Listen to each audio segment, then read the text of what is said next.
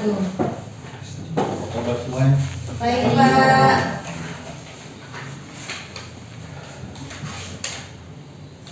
Jadi sebelum kita mulai perkuliahan kita pada hari ini, mari kita berdoa. Mudah-mudahan apa yang kita pelajari hari ini berkah dari Allah SWT.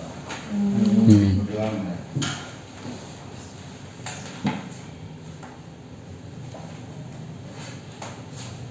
Baik, selanjutnya kami akan mengecek kehadiran majelis sekalian pada hari ini.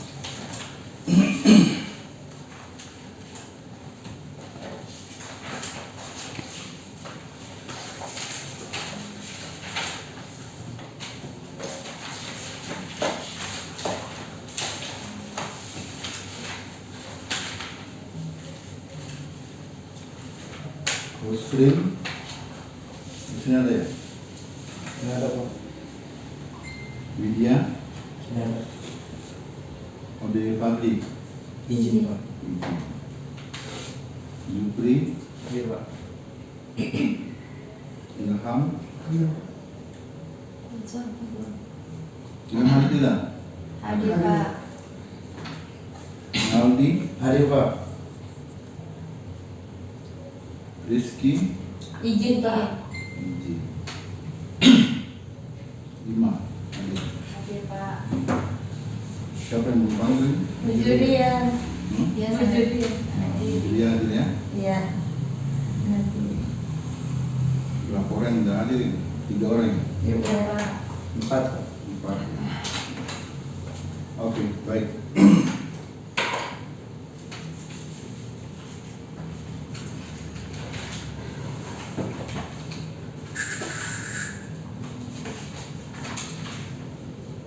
Ya, dari sekian kita akan pada hari ini kita bicara terkait dengan mata kuliah teknologi Iya. penangkapan ikan. Iya. Ya. Di kode mata kuliah itu 3 PS SP 210. Pengajarnya saya dan keluarga saya. Kemudian mata kuliah ini manfaatnya itu adalah merupakan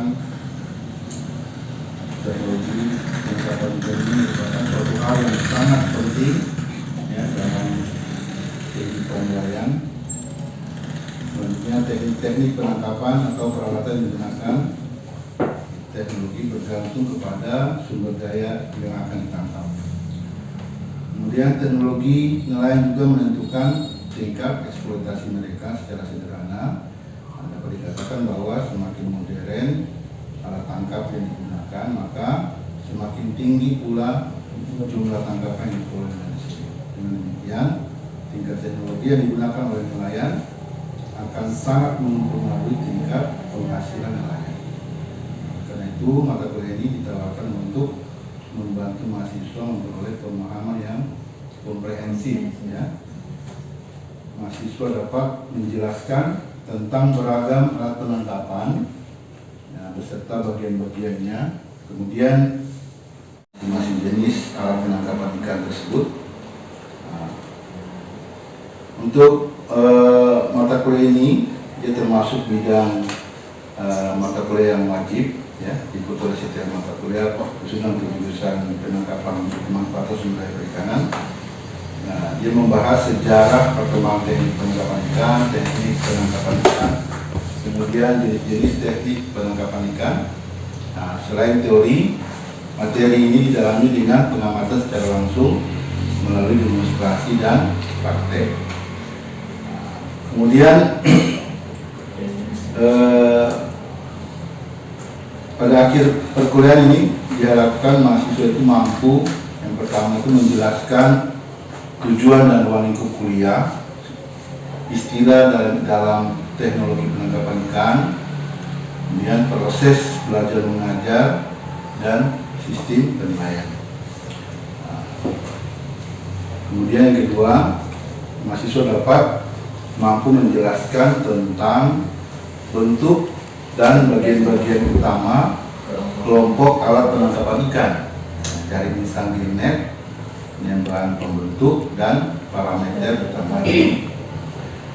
Selanjutnya, mahasiswa mampu menjelaskan tentang bentuk dan bagian-bagian utama kelompok penangkapan ikan, bukan hela atau troll, bahan pembentuk dan parameter utamanya. Yang keempat, mahasiswa mampu menjelaskan tentang bentuk dan bagian-bagian utama kelompok alat penangkapan ikan, bukan tarik atau sinet, ya, bahan pembentuk dan parameter utamanya. Yang kelima, mampu menjelaskan tentang bentuk dan bagian-bagian utama kelompok alat penangkapan ikan, bukan cincin atau kusen, kemudian bahan pembentuk dan parameter utamanya. Yang keenam, mahasiswa mampu menjelaskan tentang bentuk dan bagian-bagian utama kelompok alat penangkapan ikan, pancing atau hook and line, ya, bahan pembentuk dan parameter utamanya. Yang ketujuh, mahasiswa mampu menjelaskan tentang bentuk bagian-bagian utama kelompok alat penangkapan ikan, jaring angkat atau net, bahan pembentuk dan parameter utamanya. Yang kedelapan, mahasiswa ini mampu menjelaskan tentang bentuk dan bagian-bagian utama kelompok alat penangkapan ikan, perangkap dan penghadang atau traps and barrier, bahan pembentuk dan parameter utamanya. Yang kesembilan, mahasiswa mampu menjelaskan tentang bentuk dan bagian-bagian utama kelompok alat penangkapan ikan dengan penggiring atau drive in net, bahan pembentuk dan parameter utamanya. Ke-10, mahasiswa mampu menjelaskan tentang bentuk dan bagian-bagian utama kelompok alat penangkapan ikan, pengumpul atau collecting gears, bahan pembentuk dan parameter utamanya. Ke-11, mahasiswa mampu menjelaskan tentang bentuk dan bagian-bagian utama kelompok alat penangkapan ikan lain-lain, bahan pembentuk dan parameter utamanya. Kemudian pembelajaran ini kita harapkan pembelajaran yang inovatif, ya. Bagaimana model pembelajaran kreatif dan unik yang cenderung melibatkan keaktifan mahasiswa dalam proses pembelajaran. Jadi saya harapkan dalam perkuliahan nanti adik-adik bisa aktif, ya, dalam hal bertanya ataupun memberikan tanggapan terkait materi yang nanti disampaikan oleh saya. Kemudian untuk perkuliahan atau materi pembacaan untuk perkuliahan ini, ada beberapa bahan bacaan, mulai dari pond break terkait fish catching method of the world, ya, ada Yodia, metode penangkapan ikan, kemudian sampai dengan Marta Suganda, ya, dari Sanggirnet, ada Subandi dan Barus, itu alat penangkapan ikan dan udang, ya. Selain juga saya harapkan adik-adik bisa mendownload, ya, materi-materi lewat internet, ya, lewat internet supaya menambah pemahaman adik-adik terkait dengan materi khususnya untuk mata kuliah teknologi penangkapan ikan. Kemudian dalam mata kuliah teknologi penangkapan ikan ini nanti ada tugas, ya, untuk adik-adik sekalian diberikan pada akhir pertemuan kuliah, ya. Artinya nanti adik-adik dibagi menjadi sekitar 2 kelompok, ya, untuk mendapatkan tugas dari saya terkait dengan materi atau subpokok bahasan. Tugas itu nantinya kami bagi pada adik-adik sekalian untuk nanti dipresentasikan, ya, berdasarkan kelompok. Jadi nanti materi yang adik-adik dapatkan untuk membuat presentasi nanti bisa lewat bahan yang tadi saya sudah sampaikan di atas, ataupun lewat jurnal maupun materi-materi lain di internet. Kemudian di dalam perkuliahan ini juga nantinya ada penilaian, ya. Mungkin di semester 1 atau semester 2, jadi sudah tahu penilaian mata kuliah. Tolong HP-nya dinonaktifkan, ya. Untuk penilaian itu ada nilai A, ya, kurang lebih 80, ya, range-nya. B 70 sampai 79, C 60 sampai 69, D 50 sampai 59 range-nya, dan E itu 49. Jadi kalau sudah nilainya dibilang plat nomor atau DE ini, otomatis harus mengambil ulang, tahun ulang lagi, tahun depan lagi. Nah, itu kalau sudah lulus, ya. Ya, Pak. Kemudian presentasi, ya. Di dalam mata kuliah ini juga selain daripada kehadiran saudara, ada beberapa poin juga yang menjadi penilaian. Yang pertama itu terkait dengan kuis, ya. Nanti saya berikan pada saat akhir perkuliahan, ya. Kemudian ada kehadiran tadi sekitar dua-duanya sekitar 10%. Ada tugas sekitar 20%. Kemudian ujian di tengah semester sekitar 30%, dan ujian akhir semester sekitar 30%. Ya, akumulasinya itu ya 100%, ya. Kalau namanya bagus, otomatis saudara akan mendapatkan nilai A, ya. Oke, baik.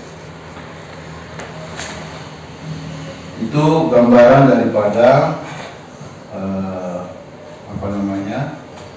kontrak perkuliahan kita, ya. Ada setuju, ya? Nah, jadi nanti kita materi ini, mata kuliah ini mungkin nanti ada tim dosen. Nah, nanti saya membawakan beberapa materi penting. Nah, yang pada hari ini saya akan masuk langsung ke materi terkait dengan di pertemuan. Jadi ada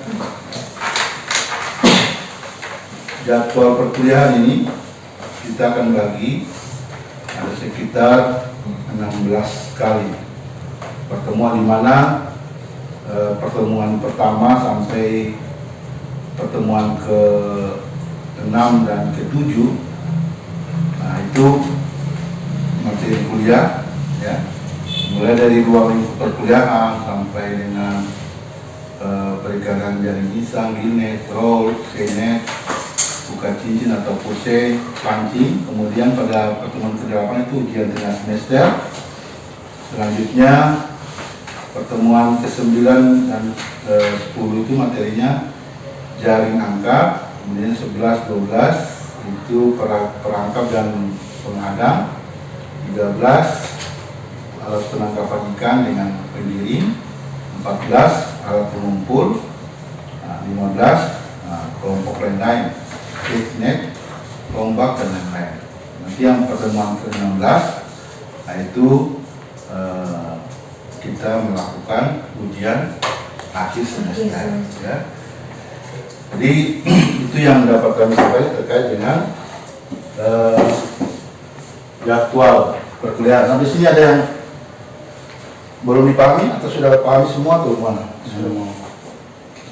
Nanti ada yang sudah terkait dengan kita punya jadwal perkuliahan. Jadi di sini kan ada seperti pancing. Nah, mungkin ada 2 kali pertemuan. Kan? Kenapa 2 kali pertemuan? Karena materinya agak banyak, jadi kita buat 2 kali pertemuan. Begitupun jaring angkat, kemudian perangkat dan penghadang itu masing-masing 2 kali pertemuan. Saya setuju, ya? Kita selanjutnya pada saat ini kita akan lanjut terkait dengan materi untuk pertemuan ke-5, yaitu teknologi penangkapan ikan atau dengan cincin atau pusing, ya.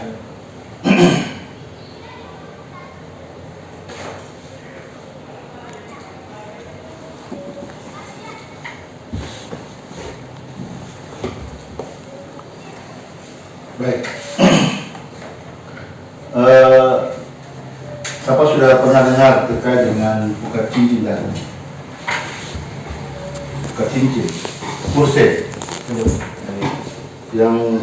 Yang tahu pusing siapa? Imam bisa tahu? Pusing? Hah? Pusing ada yang tahu? Naldi? Apa di mati apa? Pusing, pengertian dari pusing, jaring insang, ya? Atau salah atau betul? Salah. Jaring insang itu gilnet, ya? Kalau pusing itu adalah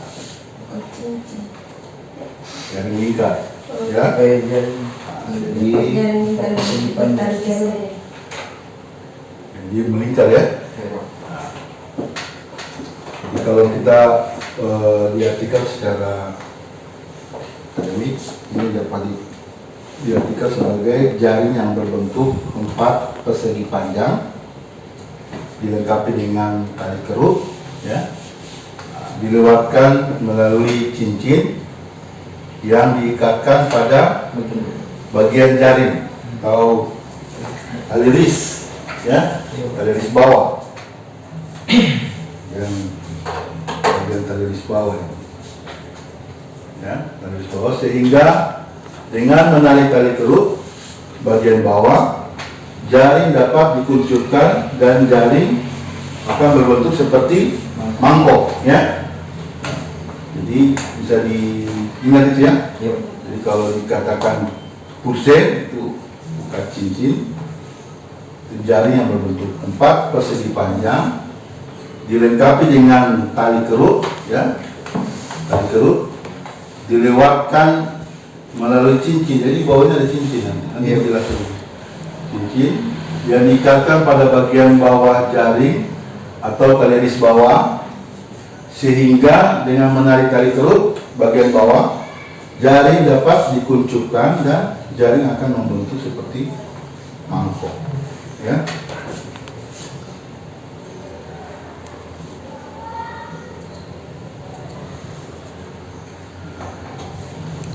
Ini kita masuk ke sejarah perkembangan perikanan pusing di Indonesia. Jadi awal mulanya itu tahun 82 itu berasal dari bukan 1982, ya, daerah Rhode Island untuk menangkap ikan menhaden.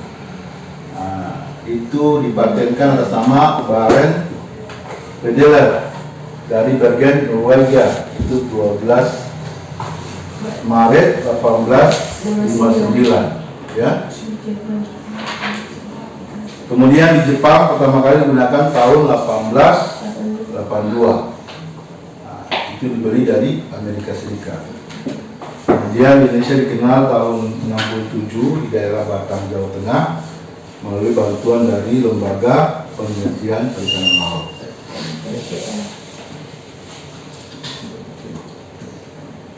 Ya. Kalau diklasifikasikan, ya, berdasarkan statistik perikanan Indonesia, ini dikatakan bahwa pusing itu dibagi menjadi 3. Ya. Yang pertama berbentuk persegi panjang, ya, diperisikan dengan 1 kapal. Kemudian yang kedua berbentuk 1 lengkungan atau trapesium terbalik, ya, yang dioperasikan dengan 1 kapal. Yang ketiga berbentuk 2 lengkungan simetris yang dioperasikan dengan 2 kapal.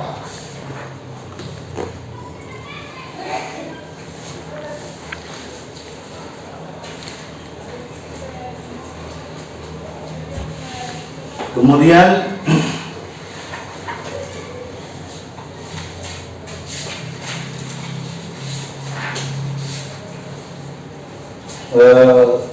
berdasarkan dimensi ya nanti dimensi Pursein itu diklasifikasikan ada Pursein mini ya, Pursein mini atau mini Pursein itu panjangnya tidak lebih dari 300 meter. Ini yang kebanyakan dioperasikan di wilayah Kepala Madang, di bagian Buru Selatan, di Wailuku sana, di Namrole.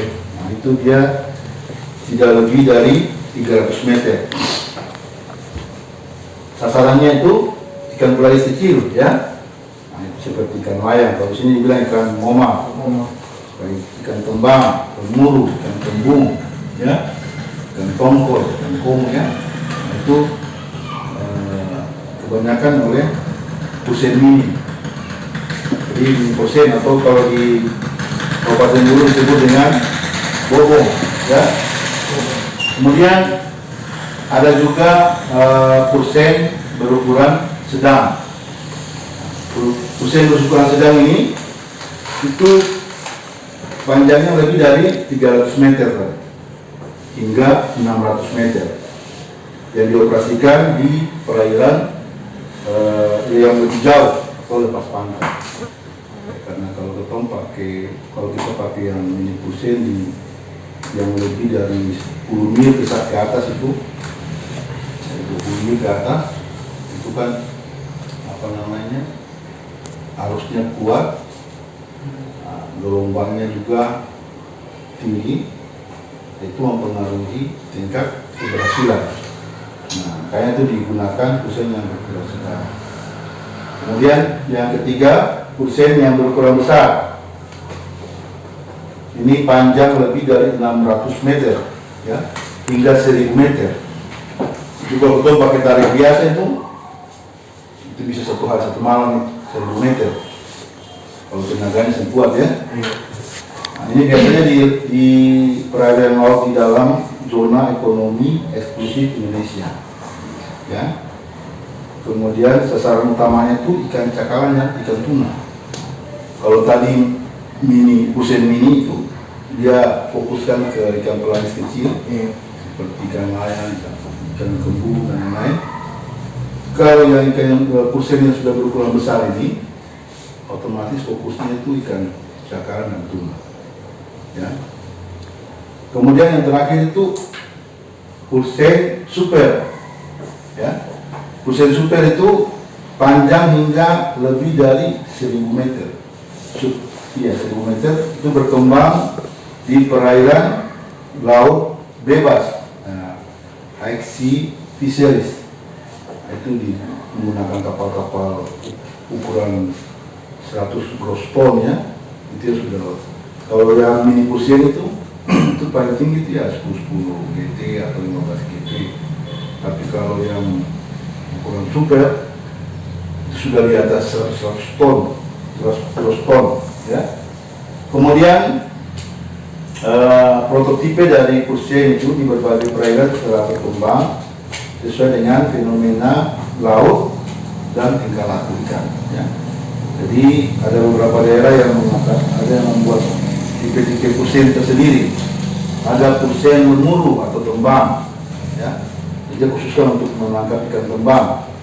Ada Pursein kembung, ada Pursein tongkol ya, ada Pursein cakalang, ada Pursein tuna, dan terakhir itu Pursein cakalang. Nah, ini kita melihat mulai dari prinsip penangkapan Pursein ini.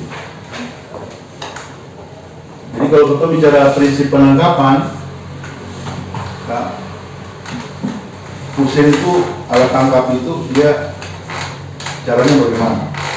Ya, otomatis prinsipnya itu melingkari. Kalau gillnet dia menghadap arah denangkan, ya. Jadi kan dia jaring insang. Tapi kalau Pursein, nah, dia melingkari gerombolan ikan. Kemudian target daripada alat tangkap Pursein ini itu adalah ikan pelagis kecil dan pelagis besar. Ya. Kalau tadi yang saya katakan ikan pelagis kecil itu untuk kapal-kapal mini Poseidon, ya. Kalau ikan pelagis besar otomatis ikan tuna dan cakalang, ya. Itu untuk Poseidon yang ukuran super. Ya. Selanjutnya kita melihat sumber daya ikan pelagis. Ikan pelagis, bertahu ya? Iya. Ikan pelagis itu ikan yang bagaimana? Hilang. Ikan pelagis. Ikan yang hidup di Muka. atas permukaan air. Hmm? Ikan yang hidup di atas permukaan air. Kalau di permukaan air. Kalau di atas itu kapal. Maksudnya di Ya, tengah-tengah enggak? di permukaan air. Yang di atas, kalau di atas sudah lewat, ya. Itu berarti ikan terbang, ya. Kalau orang bilang di permukaan itu, Nanti ketika permukaan. pokoknya di permukaan, dia di daerah atas, ya. Tapi bukan di atas permukaan, bukan. Perairan, tapi bagian atas, ya. Jadi dia dekat permukaan laut. Kalau sudah di atas permukaan berarti itu memang ikan apa namanya, ikan puing-puing, ya, jam terbang, ikan Indonesia, itu salah. Pelagis itu ikan yang hidupnya di aktif di daerah permukaan, jadi seperti ikan layang, ikan tongkol, ya. Kemudian ikan pelagis yang besar seperti cakalang. Cakalang itu jarang dia bermain di dasar perairan, itu kecuali ikan-ikan kerapu, ya, ikan. Kalau cakalang dia bermain di permukaan. Kalau berdasarkan Dirjen Perikanan itu dia mengelompokkan ikan pelagis berdasarkan ukurannya menjadi dua jenis, ya. Yaitu yang pertama ikan pelagis besar itu ukuran panjang 100 cm sampai 250 cm, itu ukuran dewasa. Misalnya tuna atau tunus SPP, itu bukan bayar ini, bukan. SPP itu banyak jenisnya, ya. Albako, jadi kalau beram yang sudah ukuran super. Kemudian ada ikan selar, tembang, sardinella fibriata, lemuru, dan kembung, ras terliger, SPP. Kemudian unit penangkapan ukat cincin. Jadi kalau orang bicara unit berarti satu paket, ya, unit. Ya, kalau cuma bilang persen saja, berarti orang bicara jari. Tapi kalau orang bilang unit penangkapan berarti dia satu paket. Jadi di dalam unit penangkapan itu yang pertama kapal, ya. Terus yang kedua alat penangkapan ikan, ya. Jaring, ya. Jadi ini jaring, ini jaring pusen. Kalau ini kapal pusen, ya. Jadi kalau pusen, ya, unit penangkapan. Jadi ada jaringnya, ada kapalnya, terakhir ada nelayan, ya. Kalau ada jaring selama ini kok kapan bisa dapat ikan kalau saya nelayan, ya. Begitupun ada nelayan sama kapal, tapi saya ada jaring sama saja. Itu namanya mau selfie, ya. Nah, jadi mesti satu paket. Di sini ada jaring, ada kapal, ada orang, ya. Nelayan. Kemudian kita masuk ke kapal dulu. Jadi kapal ini secara khusus, ya, kalau bilang kapal Poseidon namanya Poseidon, kapal Poseidon. Jadi kapal yang secara khusus dirancang dan dibangun untuk digunakan menangkap ikan dengan alat tangkap jenis Hussein. Ya. Di kapal yang khusus dioperasikan untuk menangkap ikan jenis pelagis yang selalu bermigrasi ya, dalam bentuk schooling fish seperti ikan layang, ikan selam, ikan tongkol dan cakalang. Itu kapal ya. Kemudian alat tangkap buka cincin ini, Hussein. Nomura Yamazaki tahun 1977 itu berdasarkan bentuk dasar dan cara pengoperasian. Hussein itu dikelompokkan menjadi 3, yaitu Hussein tipe Amerika dengan kapal tunggal, Hussein tipe Jepang dengan kapal tunggal, Hussein tipe Jepang dengan kapal ganda. Kemudian waktu operasi, jadi ada siang, ada malam hari. Jumlah kapal ada, kita sudah jelaskan, ada one boat system, 1 kapal, ada 2 boat system, 2 kapal. Ya. Kemudian konstruksi buka cincin atau Hussein ini. Nanti saya jelaskan di dia punya apa namanya alat tangkapnya.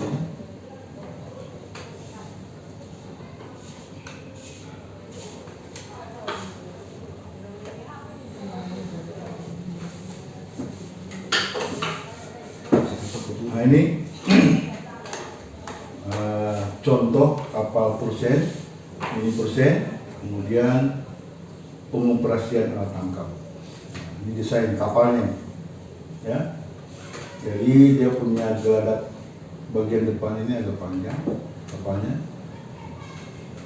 Ini untuk kan ada kapal yang dia punya ini sampai ke depan ya. Itu kapal penumpang. Ya. Nah, kalau kapal nelayan itu baik Pursen ataupun nanti kapal yang lain ya, UHT itu dia punya bagian depan itu panjang, itu untuk memudahkan untuk tempat jari maupun olah gerak pada saat penangkapan ikan dilakukan. Ini untuk jenis kapal yang sudah berukuran besar ya, itu dia sudah pakai teknologinya sudah lebih canggih, pakai sistem hidrolik ya, tinggal mesin yang bermain ya, manusia tinggal mengarahkan saja, mesin yang mengangkat maupun melepaskan jari. Nah ini jadi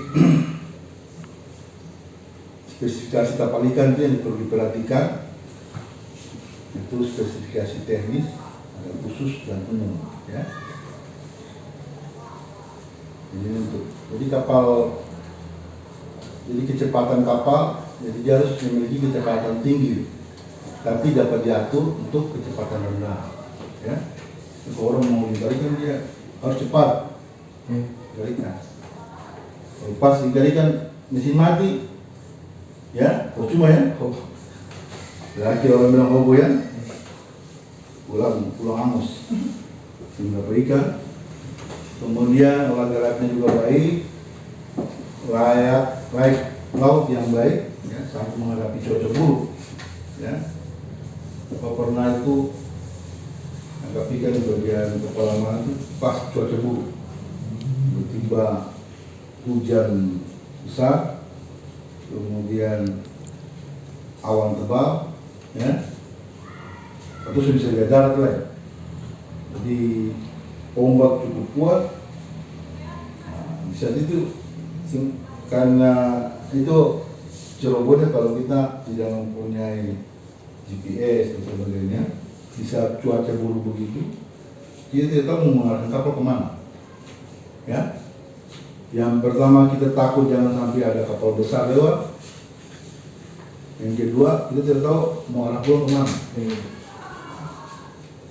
Karena pada saat hujan besar itu semua pulau tertutup awan. Ya, jadi kita lihat tidak tahu mana yang daratan mana ini. Mau lihat matahari juga tidak ada. Patokan mana timur, mana utara, mana selatan tidak ada. Tapi kalau cuaca cerah kan kita bisa patokan. Nah, itu yang harus light laut yang baik. Kemudian tenaga penggerak. Nah, dia harus bertenaga besar, tetapi bentuk mesin kecil. Biasanya kalau kapal-kapal mini cruiser tadi, kan mereka menggunakan mesin tempel ya. Nah, mesin tempel, tapi mesin tempel itu dia punya kelemahan itu pada saat terjadi ombak besar. Susah untuk melingkarikan. Karena kalau pada saat ombak besar itu kan posisi kapal agak begini ya, mesin dia tempel kayak begini. Jadi pada saat gelombang itu mesin terangkat, ya. Jadi kecepatan tidak stabil. Nah, makanya kebanyakan mereka melakukan inovasi, kapal-kapal kecil ini dimodifikasi menggunakan mesin mobil. Ya, ada mesin kebanyakan mesin mobil yang menggunakan solar, ya, seperti mobil Mitsubishi L300 ya. Itu mereka modifikasi mesinnya dipakai di kapal ikan itu yang usia tadi. Sehingga kalau mesin dalam itu bedanya sama mesin tempel. Kalau mesin dalam itu dia posisi airnya itu kipasnya itu di bawah baling-balingnya di bawah kapal. Jadi pada saat gelombang tinggi dia tetap stabil, kecepatannya kan stabil. Makanya pada saat musim-musim ombak itu kita bisa bedakan. Kemana? Ada yang mau tanya kan? Tidak ada. Kemudian pelampung. Jadi tadi sudah dijawab oleh Nali tadi. Jadi fungsi itu pertama itu pelampung tanda sebagai tanda penempatan awal jari. Nah, kemudian pelampung utama mengangkat jari agar tetap terapung. Ya. Kemudian bahan dari pelampung ini ada plastik keras, ya kayak pelampung tanda itu ada plastik lebih kecil dari air, dia punya ininya intensitasnya. Kemudian ukuran pelampung sesuai dengan bentuk dan daya punya. Jadi daya pung lebih tinggi dari tenggelamnya, ya. Kalau pelampung itu dia daya tenggelamnya lebih tinggi, berarti itu terberat, bukan pelampung. Jadi tali pelampung dapat dibuat sama dengan tali di atas. Nah, pemberat itu atau sinker, ya, fungsinya itu menenggelamkan badan jari. Kemudian bahannya itu ada dari timah atau logam yang tidak berkarat dengan daya tenggelam itu jauh lebih berat dari daya apunya. Ya. Tali temali dalam jaring kusen tadi sudah dibahas. Ada tali ris atas, tali ris bawah, kemudian pelampung, pemberat, penguat ris atas. Jadi semua itu yang kalian harus tahu tuh cara mengikat itu tuh. Mulai cara mengikat pelampungnya, cara mengikat pemberatnya, ya. Itu semua jenis tali yang harus digunakan. Kemudian tali ring. Nah, tali ring ini fungsi dari tali untuk menggantung ring dengan tali ris bawah. Nah, bahannya itu tali kuralon. Kemudian macam tali ring itu ada tali ring kaki tunggal, ada tali ring kaki ganda. Ini kalau kaki tunggal kayak begini, nah, kaki ganda kayak begini. Sebenarnya tujuan kalau mereka menggunakan sampai kaki ganda ini untuk menguatkan dia punya itu pegangan, ya. Nah, kadang kalau ini tidak kuat ikatnya, ini putus, otomatis dia sudah mempengaruhi daya beratnya, ya. Kalau ini kan, kalau satu putus masih ada 3, ya. Nah, jadi makanya mereka mengakali dengan pakai kaki ganda. Mata penguat.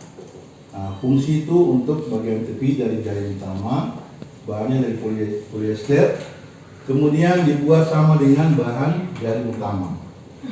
Nah, ukuran mesisnya sama dengan jaring utama, tetapi dengan benang lebih besar.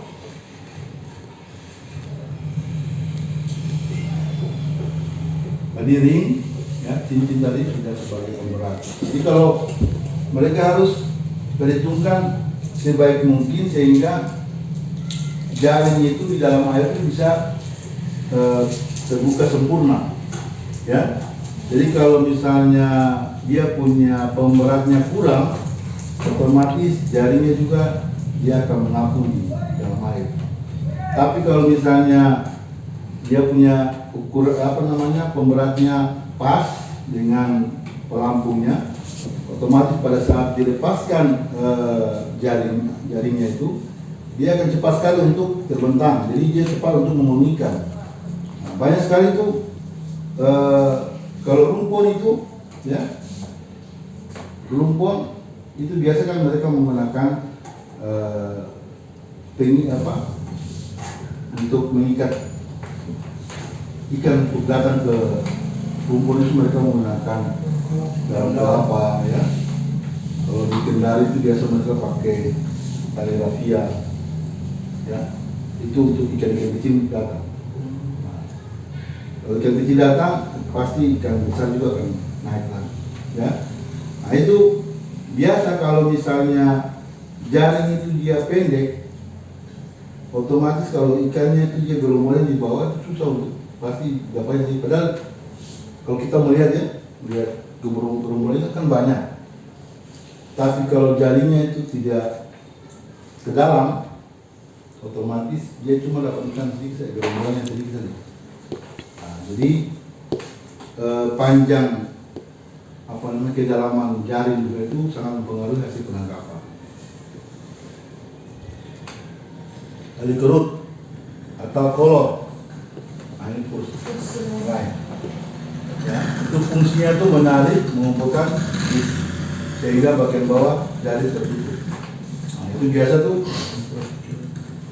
mereka pakai garden, ya, garden mobil itu untuk menarik tali risi segar.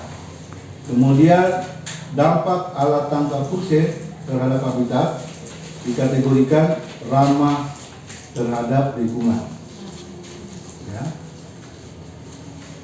Oke, baik, sampai di situ ada yang mau ditanyakan atau apa yang ditanyakan?